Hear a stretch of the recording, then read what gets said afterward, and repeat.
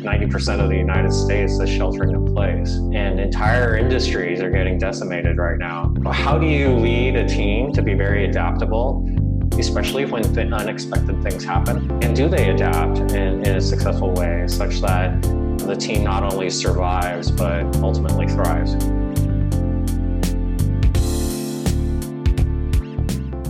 Hello, everyone. I'm Raluca with Nestor, and today we're going to talk about effective leadership in times of crisis.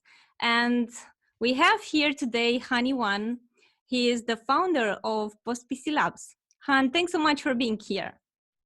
Oh, thank you. I would propose to start with a very short introduction about yourself, your background, and I also know that you're running these days a very insightful newsletter, which is called The Modern Art of Software Leadership. And I would also love to learn about your story behind this. Sure. So first of all, my name's Han, as you mentioned. I've been in the Silicon Valley for about 20 plus years at this point, and I pretty much grew up in the area. So I've been here almost all of my life. My career started in the 90s, and I spent 10 years in enterprise software back when all the software was actually produced essentially on-premise. And even if you had hosted software, it was in big data centers and things like that. In the mid-2000s, I took a couple of runs at building things myself. And so I'd like to fashion myself as a very unsuccessful entrepreneur. I did manage to launch a social network. The greatest success of that social network was that I built it and people actually joined it, some of my friends, and they got married from joining that social network. So that was pretty fun. The back half, I think, is sort of the midterm of my career has largely been focused on large-scale systems. And so if you look at my resume, so to speak, what folks know me for is some of my contributions to the mobile space, specifically building up the original eBay mobile teams from the business did about $100 million in volume when we took over some of the properties. Eventually generated over $3.3 billion in volume at eBay. Wow. I'm also known for some of my early work at Netflix, where I led the original teams to do the boot ups for the Android product line. And then also took over I would say, a fledgling mobile experience at Netflix on the iOS side of the house, as well as Apple TV. And then more recently, I had the very fortunate experience of joining a company called Upwork. We were and we still are, the world's largest freelancing marketplace. Spent 4.5 years there. That company grew from about $1 billion in volume to over $2.2 billion in volume, and we went public in October, roughly 2 years ago. I'm currently working on an incubator of sorts. It's called Post-PC Labs LLC. I'm building things, so I'm taking another crack at practicing going from 0 to 1. And I'm building projects largely through freelancers. And it's been really exciting. And my thesis is it possible to build many things at once, capitalizing those projects as efficiently as possible? And so I'm largely using my own funds. I'm not taking VC money. And I'm really trying to put some of the techniques that folks have talked about in more recent years, like lean startup approaches, towards some of my own efforts. Wow. Along the way, I have a lot of friends in the Valley. Sometimes they ask me for my advice. And so I've tried to figure out how do I scale my advice. And so that's how I created this newsletter called The Modern Art of Software Leadership, where it's a smaller newsletter. It doesn't have the reach that I have on LinkedIn, but because it's smaller, I feel like I can express myself a little bit more. And it happens to be a 3x weekly posting pattern. And so as a result, the material is a little bit more raw, but hopefully contemporary in its nature, and also like timely. That's a very interesting background, and thank you so much for sharing that with us.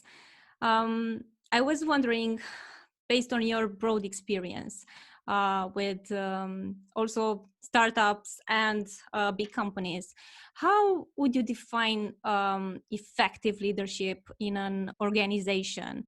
I think there are many definitions, but historically, I kind of grade myself on three vectors. The first one is, as a leader, you lead a team.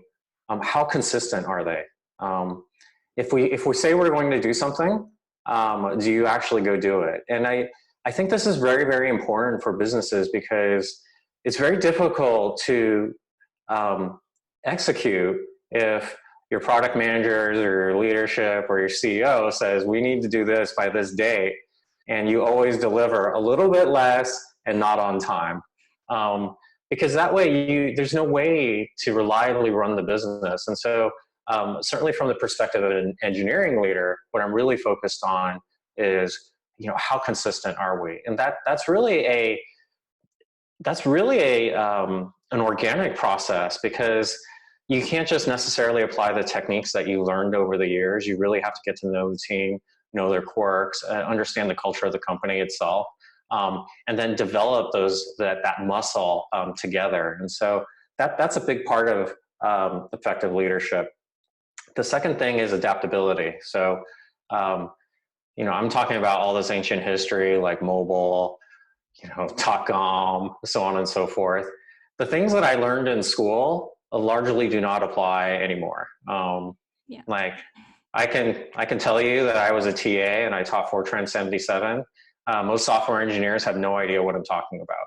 So this idea of adaptability is very, very important. And in business, things change so fast. I mean, if you look at the current environment, all of a sudden, half of the more than half, like 90% of the United States is sheltering in place.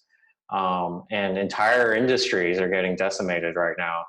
And so, how do you lead a team to be very adaptable, especially when unexpected things happen? And do they adapt in a successful way such that the team not only survives, but ultimately thrives? The third thing that I'm really looking for is resilience. And resilience is on multiple scales, right? It's the technical side, which is, can you keep the website up? But a lot of times it's also really about the organizational side too. Do you have single points of failure or pockets of knowledge where if somebody leaves the company, everything blows up? And it also extends all the way through the leadership team and the hierarchy there as well. And I think ultimately the true test of, as leaders, if we've done a good job, is whether or not you can leave an organization and everything's fine. And if you've done that, then you've probably done a good job. And I think that ultimate test doesn't normally happen until after you leave. Yeah, that makes sense. So much sense. Nowadays, due to the coronavirus pandemic, we experience that most of the companies are kind of forced to move remote, or at least to implement remote work partially. So, in your opinion, what would be some key aspects that managers should consider to replicate in a remote work environment, and maybe what should not? So I'm going to talk about this from an engineer's perspective, but in engineering, typically you sometimes deal with systems talking, and they're either talking in real time, which is called synchronous communication, or they're talking in a non-synchronous way, which is called asynchronous. And in practical terms, I think a lot of times when two people are talking, like you and I are, that's sort of real-time synchronous communication. And what folks will find is that as soon as you go remote, all of a sudden there's that disconnect. And so asynchronous communication forms become very, very critical. That involves, folks being able to take the time down to write things down, either in email or in documentation, and be very, very disciplined about sharing context broadly, because you can't always talk to somebody face to face. And then in order to support that, you have to have the tooling in place. Your knowledge management has to be there. You have to get a lot more disciplined about your Confluence. For ad hoc communication, you probably need a chat system. And then just from a, just document generation perspective, you want to get to a place where you have the tooling to be able to do collaborative document generation. So that's a very key piece of that.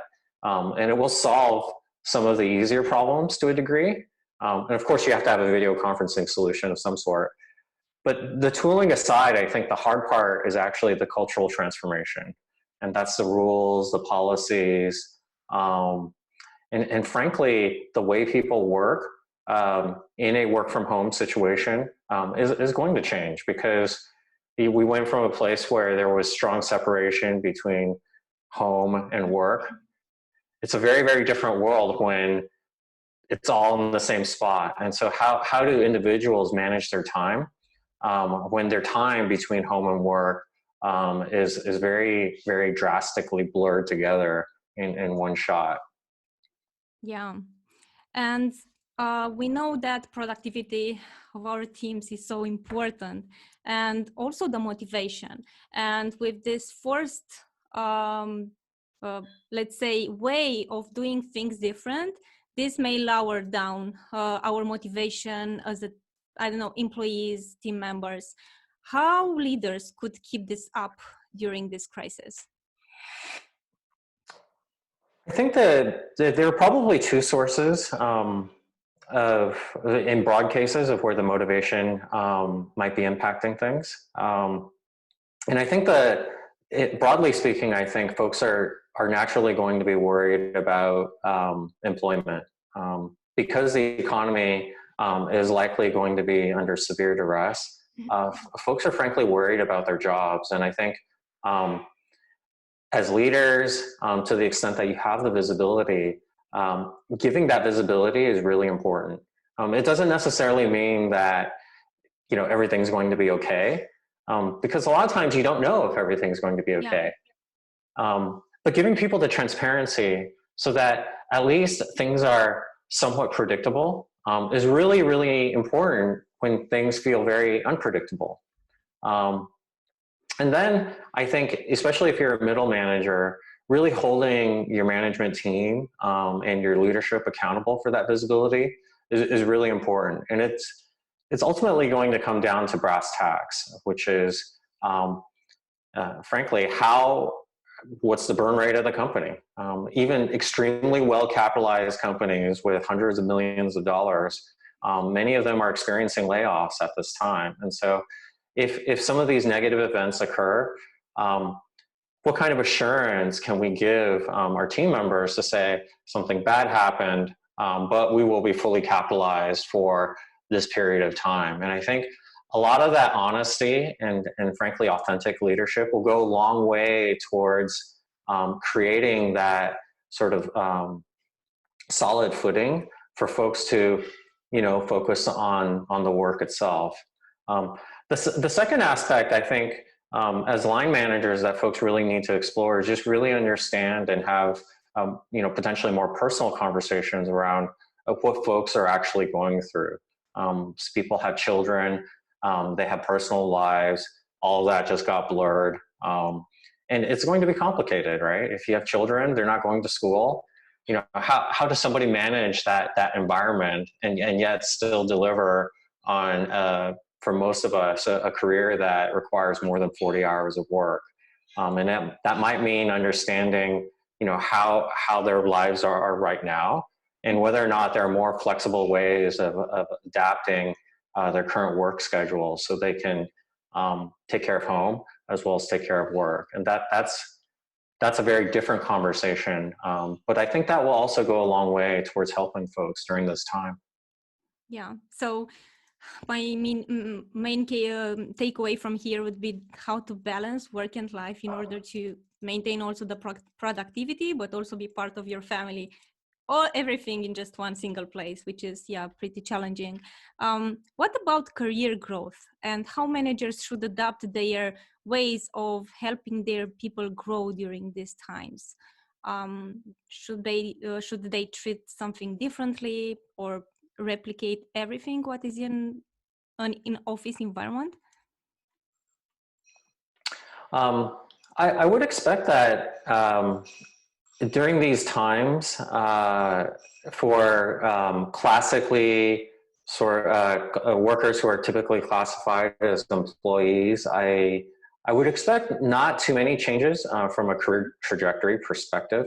But I do think that as companies start suffering from more financial duress, and I expect this to happen more and more, is that companies will start to unbundle the company itself. And so if you are a software company, it may not make sense for you to have, hire a full accounting team that does payroll, right? Maybe that can be outsourced to an agency, or you can use software, so on and so forth. And so companies will continue to leverage ways to unbundle their workforce, so that just like in computing, if you happen to deploy in the cloud, you can scale up and down your spend.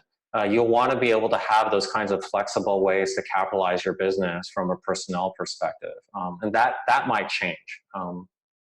So I definitely expect more flexible workforces, potentially companies more open to hiring contractors and freelancers and agencies as they get through some of these moments. But if you happen to be on the freelancer and contractor side, the concept of a career becomes very, very different. And it's going to be a lot more about the projects you deliver, the impacts you actually deliver.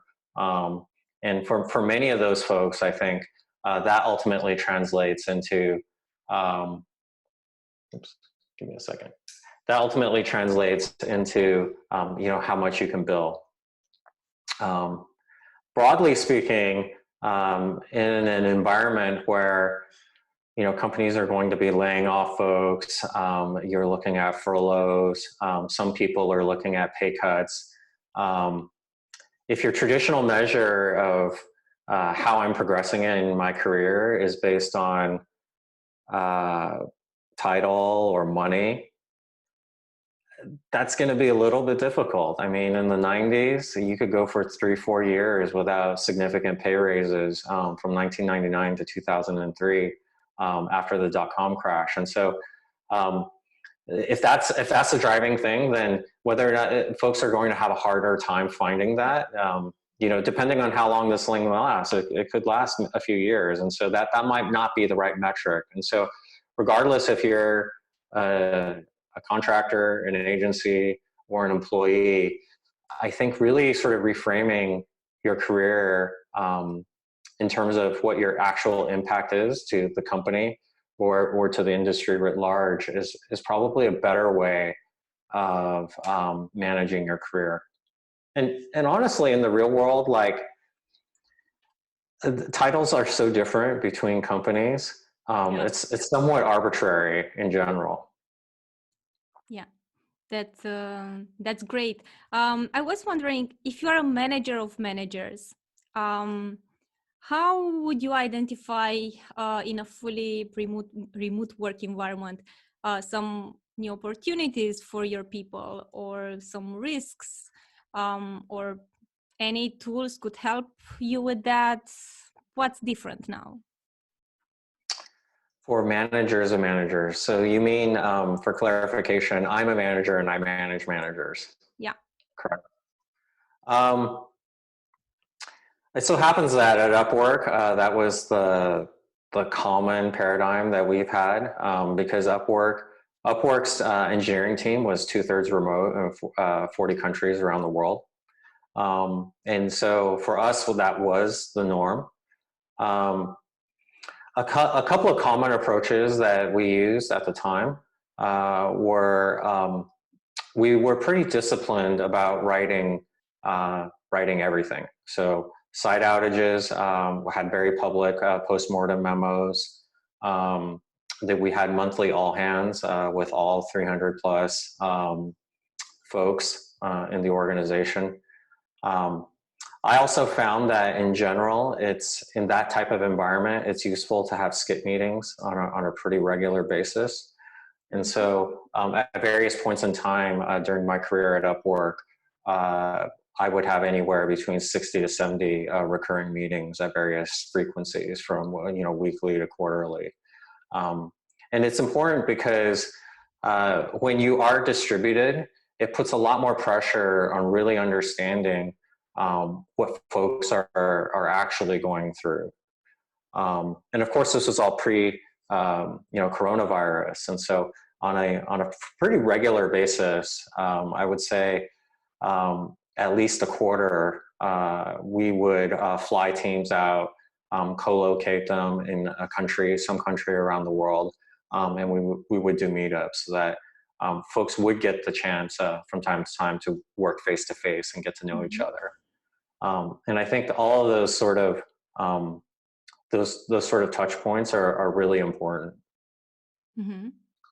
But again, because you're not in an office environment, you have to create a virtual presence, especially if you're a manager of managers. And so that's why, for better or worse, I probably spend more time writing at Upwork than I have at any other company I've ever been at. Okay, thank you so much. And one last question that I would love to touch today is the long-term effects that this COVID-19 crisis could have on organizational development or on the way we work today, and if it's something that could accelerate also the future of work, industry vertical. So I think no doubt the future of work has been accelerated on multiple vectors. One is that companies are already adapting to what it would be like to have a fully remote workforce. It was something that folks hypothesized that would take years, and all of a sudden it just happened. And I think when things become normal, there are probably going to be a number of companies that are going to realize, hey, this is actually a doable thing, and we'll probably come out in a better place where, in certain cases, people will work as they traditionally have to a degree, but in a lot of cases, the infrastructure, the tooling, the processes will be in place where people can still remain effective. But I think the economic impact of the crisis is probably going to change how companies operate, probably from now on out. And the reason, I think, is because there's going to be a dramatic realization that companies need to capitalize their businesses in a more flexible way.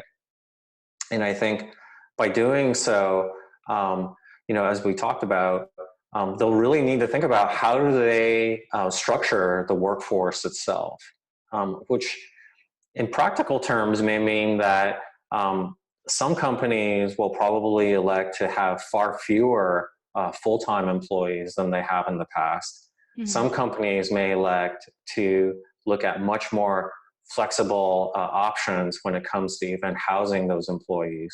So commercial real estate, maybe you don't need a big building anymore because you don't have as many employees working on premise. It may even impact the way software is sold. Today, especially for large deals, you still have, salespeople, account managers, they get on a plane, they fly somewhere. I think we're about to go through months of shelter in place. What happens to all those folks that, fly from point A to point B and shake hands? Maybe that won't be needed anymore. And so I think all of those changes could have a profound impact. And for businesses of all types, whether or not they're in technology or not, I do think there's going to be this realization that they generally sort of almost the rise of a plan B economy. Like how as a business do you adapt when something really bad happens? If you happen to be a restaurant, um, we've all seen those pivots, right? Like just Right. even relatively famous restaurants near my home, all of a sudden they support takeout, and they've contacted DoorDash or Grubhub for delivery services. Almost every business line needs to have this kind of um, you know plan B strategy in order to survive. And those that have been very focused or have exposure to um, to having their business be an on-premise business, like say an Eventbrite or an Airbnb. um, it's existential for them to figure out whether or not they have alternative strategies in times like this. And um, I think it's likely, and I'm not a scientist, but if you just look at the number of major infectious diseases that have been generated in the last 2 decades, from SARS to MERS, and now COVID-19, um, it's very possible that the phenomenon could accelerate. And there's also the looming threat of all the things that folks have been talking about with climate change and things like that. And so having a strategy when and if bad things happen is going to be top of mind. And I don't think that will go away. Yeah, definitely. Thank you so much for your time and for sharing your insights with us. Just to recap, today we've talked about effective leadership in times of crisis. Our special guest today was Yuan. He is the founder of Post-PC Labs. And yeah, thank you so much, Han. And I'm looking forward to chat again in the future. Thank you for the time. I appreciated it.